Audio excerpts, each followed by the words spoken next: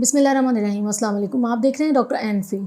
आज की वीडियो बहुत ही इंटरेस्टिंग होने वाली है। बहुत सारे बच्चे और यंग एडोलेसेंट्स और उसके अलावा काफ़ी मेल्स फीमेल्स हर तरह के जो मतलब एक टीनेज ग्रुप है स्पेशली उसके अंदर एक कंप्लेन मिलती है जी, acne blackheads white heads.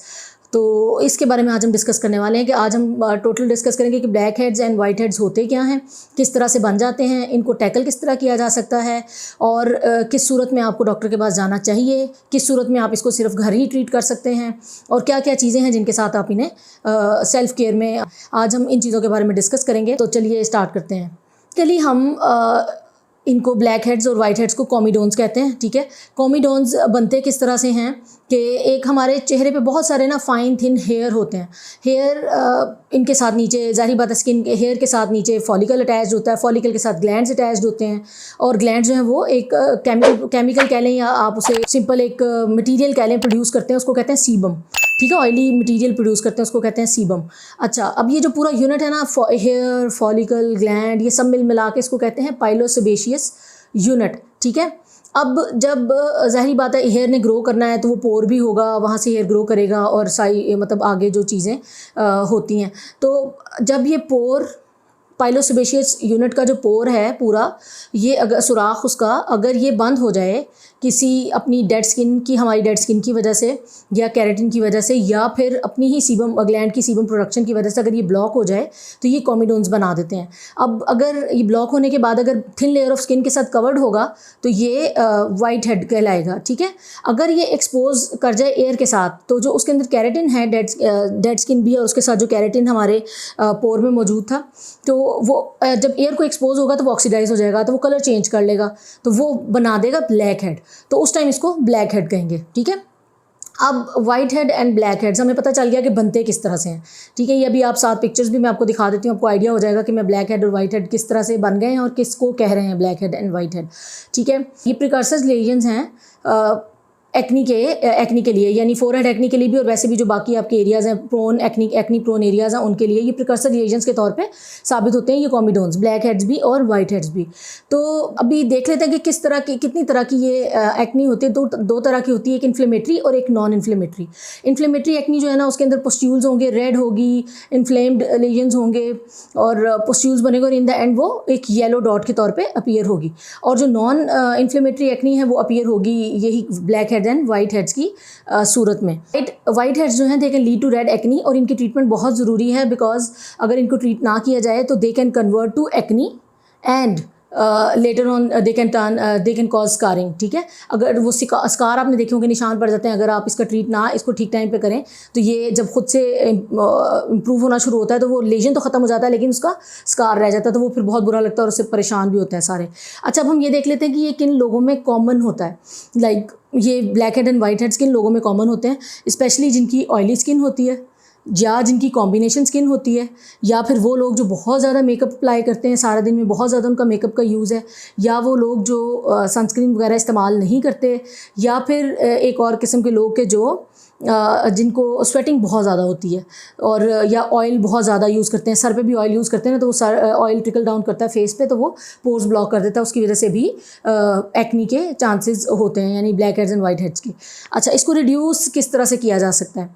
सबसे पहले एक हमारे पास ऑप्शन आता है 2% सैलिसिलिक एसिड का जो फेस वॉश है, इसको हम अप्लाई करेंगे। सैलिसिलिक एसिड क्योंकि ऑयल प्रोन होता है, ऑयल लविंग होता है, ये जो हमारे पोर्स हैं उनके अंदर जाके ये जब हम इसको अपने फेस पे अप्लाई करेंगे तो ये जाके पोर्स के अंदर ऑयल लविंग है तो जाहिर बात है सीबम भी ऑयली एक मटेरियल है तो उसके साथ जाके ये उसको वहाँ से सॉफ्टन करेगा। ठीक है, थोड़ा सा सॉफ्ट करेगा और जब हम थोड़ा जेंटली रब करते हैं तो ये उसको वहाँ से आप कह लें उर्दू में बोल लें कि उगलने में, उसको वहाँ से निकालने में हेल्प करता है। सारा जो मटेरियल अंदर डेड स्किन, सीबम, केराटिन ये सब चीज़ें इनको निकालने में पोर से हेल्प करता है। तो सॉफ्ट हो जाएगा जब, उसके बाद हम ल्यूक वार्म वाटर से इसको 30 सेकेंड्स के लिए अप्लाई करें और ल्यूक वार्म वाटर से इसको आप वॉश कर लें तो क्या होगा कि सारे जो आपके black heads and white heads हैं इनके अंदर से मटीरियल निकल जाएगा तो ये स्किन आपकी थोड़ी नीट हो जाएगी। लेकिन एक इसके साथ चीज़ बहुत ध्यान रखने वाली है कि आपने इसे बहुत जेंटली मसाज करना है, बहुत ज़्यादा ज़ोर से मसाज नहीं करना, बिकॉज अगर जितना आप ज़ोर से मसाज करेंगे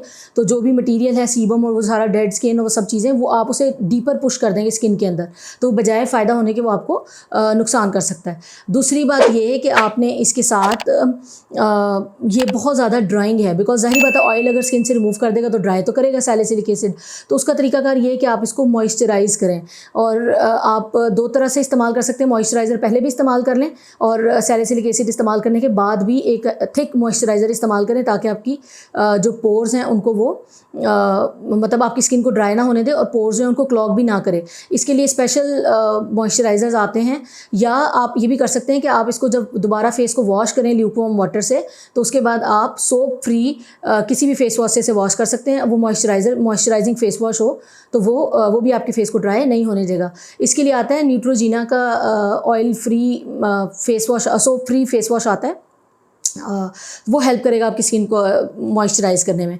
तो वो भी करें, उससे फेस वॉश कर लें और उसके बाद दोबारा से मॉइस्चराइज़र लगाएं, और जो कि क्लॉग ना करे आपको। आप ये स्क्रीन पे इसको देख रहे हैं, इसका नाम अभी ये वाला जो मैं कॉमनली हम लोग यूज़ करते हैं, आप इसे देख सकते हैं अगर आप जौन सा भी लेना चाहें, ठीक है। एक इसमें आपने इंपॉर्टेंट चीज़ याद रखनी है कि आपने जब भी मॉइस्चराइज़ करना है ना, जेल बेस्ड मॉइस्चराइज़र लेना है, ताकि वो अच्छे तरीके से ना पोर्स को क्लॉग करे और ना ही मतलब स्किन को ड्राई रहने दे, मॉइस्चराइज़ भी कर दे और पोर्स को भी क्लॉग ना करे।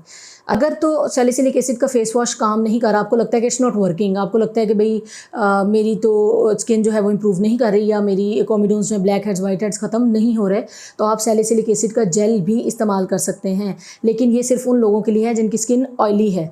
लाइक ड्राई स्किन वालों को ये मज़ीद ड्राई कर देगा, तो वो परेशान कुन भी हो सकता है, तो वो हम रिकमेंड नहीं करते। और किसी भी सूरत में, मैं फिर कहूँगी आपको, किसी भी सूरत में खुद से इस सब को ट्राई ना करें। ये सारी चीज़ें आपको सिर्फ एक इन्फॉर्मेशन के तौर पर, एजुकेशनल पर्पस के लिए बताई जाती हैं। आप इसको खुद से इस्तेमाल ना करने की कोशिश करें। जब भी आपको ज़रूरत पड़े, आपको लगेगा आपको ज़रूरत है, आप अपनी डर्मेटोलॉजिस्ट से एक बार ज़रूर डिस्कस करें अपनी स्किन टाइप के बारे में और अपनी रिक्वायरमेंट्स के बारे में, ठीक है। अच्छा, अब नेक्स्ट चीज़ आती है, ये तो हो गया salicylic acid face wash, like इसको ख़त्म करने के लिए, या आप इसको घर पे कैसे यूज़ कर सकते हैं। नेक्स्ट चीज़ आ गई रेटिनॉइड्स, ठीक है। अब रेटिनॉइड्स का क्या काम है? ये ऐसी क्रीम्स और ऐसे ड्रग्स हैं, ये विटामिन ए के डेरिवेटिव्स होते हैं। इनमें क्या है कि ये एक तो सीबम प्रोडक्शन, यानी जो ऑयली मटेरियल हम बता रहे थे ग्लैंड में से निकलता है, उसको उसकी प्रोडक्शन कम करने में हेल्प करते हैं, ठीक है।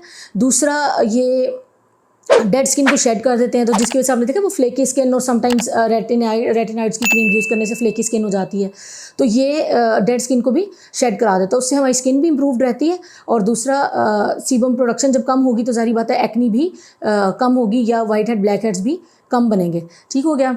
तो लेकिन इसके साथ भी यही है कि स्किन को एक्सेसिव ड्राई कर देता है, तो आपने मॉइस्चराइज़र का ख्याल बहुत ज़्यादा रखना है।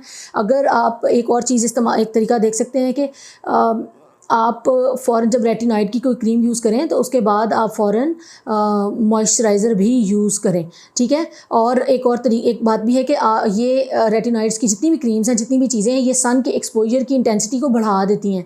लाइक कि अगर आपने रेटिनॉइड्स यूज़ कर रहे हैं तो आप सन में जाएंगी, तो जो सन डैमेज है, अगर आप जब नहीं यूज़ कर रहे थे बनिस्बत उसके ज़्यादा हो जाएगा। लाइक एक बंदा जो सन ब्लॉक यूज़ नहीं करता और वो सन में जाता है, तो उसको स्किन को जो नुकसान होगा, और एक बंदा जो रेटिनॉइड की क्रीम्स यूज़ कर रहा है और सन ब्लॉक यूज़ नहीं कर रहा, सन में जाता है, तो उसका नुकसान डबल होगा बजाय बनिस्बत उसके जो रेटिनॉइड्स की क्रीम यूज़ नहीं कर रहा।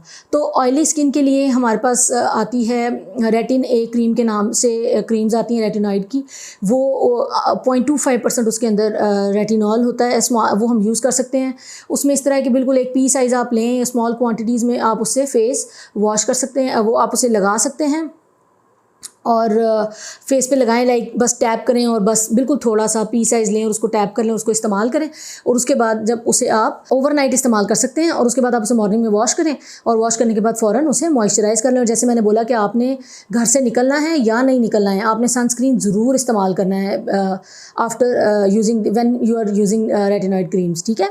अच्छा, उसके बाद अगर कॉम्बिनेशन स्किन हो या थोड़ी ड्राई स्किन हो, तो उसके लिए हमारे पास आती है एडापिलिन जेल के नाम से ड्रग्स क्रीम्स आती हैं, वो भी इस्तेमाल की जा सकती है। वो भी बिल्कुल पी साइज़ में यूज़ करेंगे, उसी तरह आप अपनी फिंगर पे टिप पे लेंगे और उसको टैप करेंगे फेस पर, उसको रब करके अपनी स्किन में अब्जॉर्ब करा लेंगे, और उसको आप, लेकिन ये भी एक्सट्रीमली ड्राइंग है, इसके साथ भी आपने यही करना है कि आपने twice a day moisturiser use करना है, ठीक हो गया। और सनस्क्रीन भी उसी तरह, सनस्क्रीन के बारे में जैसे मैंने बताया कि सनस्क्रीन भी एक्सट्रीमली इंपॉर्टेंट है, नहीं तो ये सन के एक्सपोजर को और फिर वो जो बर्निंग सेंसेशन आपके फेस पे होने लग जाएगी, फिर आपको लगेगा मे बी आपने गलत चीज़ इस्तेमाल कर ली या कुछ इस तरह का।